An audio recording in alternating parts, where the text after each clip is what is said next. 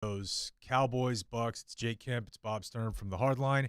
I would say my overarching opinion about the first half is it kind of played out the way that we expected a lot of their games to play out, where they can't get much done on offense because they don't have much at the skill positions, but their defense is somehow at least holding on for dear life and keeping him in the game, largely because of Micah Parsons and then a big points play from DeMarcus Lawrence on a run stop early.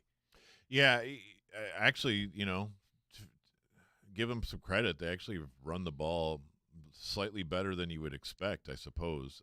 They've run the ball 12 times, average of 3.4. That's not great, but we've seen much worse, I guess I should say. And if you take away the couple gadget plays that just blew up their average, I think they're safely over 4.5, maybe even approaching 5 on just traditional runs, and that's probably better than we would have thought. The problem is nothing in the air. Dak does not look comfortable. It could be that he has no faith in his offensive line. That's fine. It could be he has no faith that nobody's going to be able to get open. That's not fine, and the combination therein is just a passing game that doesn't look good. The passes are not well conceived. The accuracy is not great. The guys are not winning their routes, and so there's no production there. And so, Jake, we're in trouble offensively here. Defensively, they're trying to keep you in the game. It could easily be, 24-3 right now, and it's not. It's 12-3. So 4 productive drives from the Buccaneers yield the bare minimum of points, and so you're sort of okay there. Yeah, and again, the fact that DeMarcus Lawrence made one of those plays and Micah made 2 of them, that's just seemingly how it's going to have to be. And it's really odd for me to be saying this in game 1, considering the guy was in an alternate league last year. But they probably need to get Turpin more involved, because if they just need anybody who can give them any juice at all, as you said in the pregame show, Noah Brown is basically a tight end. Yeah. So a lot of times especially when they go 12, if Noah Brown's on the field, they have 1 wide receiver and 3 tight ends out there. Noah Brown is not separating from anybody, and that's not his fault. He never really has, which is why they run him in these routes where he basically runs into his defender and turns around and tries to body him. You can't live on that. Yeah. So they've got to come up with a way to generate a little bit of momentum on the outside, and it can't just be we're going to play fake rollout, high-low, Schultz low, Lamb deep. That's not that can be snuffed out. Yeah, and shockingly, we haven't seen just a whole lot. No targets for Jake Ferguson, and nothing really to speak of from a standpoint of Dalton Schultz in terms of anything vertical. So you have a pretty uninspiring offensive attack right now. They have planned some gadget plays and some creative ideas, I suppose, but it's so obvious when those guys step on the field that Tampa Bay's just keying on it. So there's a number of issues here, and none of them are very good. And so we wondered what they would try to do offensively, and we kind of know the answer, that they don't have any more answers than we do. Dak has a passer rating of 21 versus Tom Brady at 101.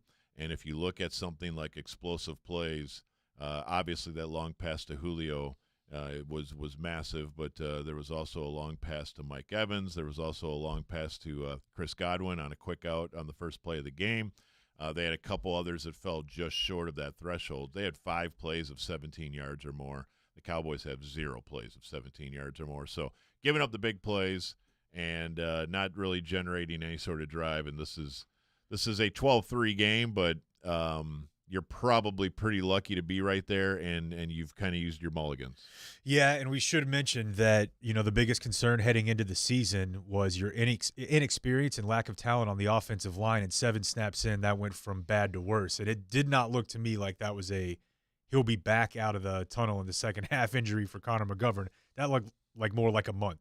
Yeah, and you know what? Tyler Smith has looked fine. Yeah. But as we said, the second they signed Jason Peters, it's not necessarily who's your best left tackle. It's what's your best line.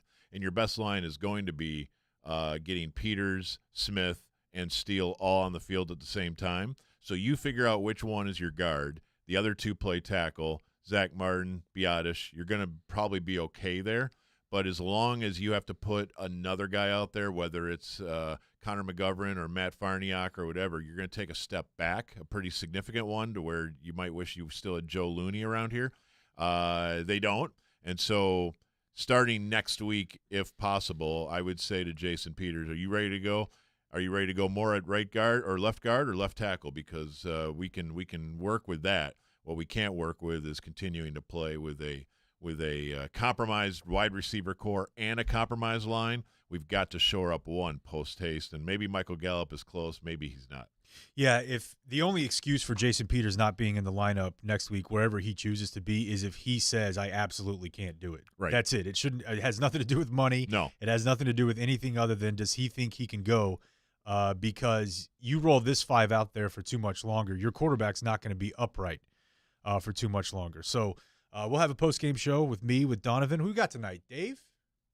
Hey, the great Dave Lane makes his Cowboy post-game show debut tonight, like I said, with me, with Donovan. We'll see if they can find a way to get the ball in CD's hands a little bit more here in the second half, and if they can keep Dak upright for week 2.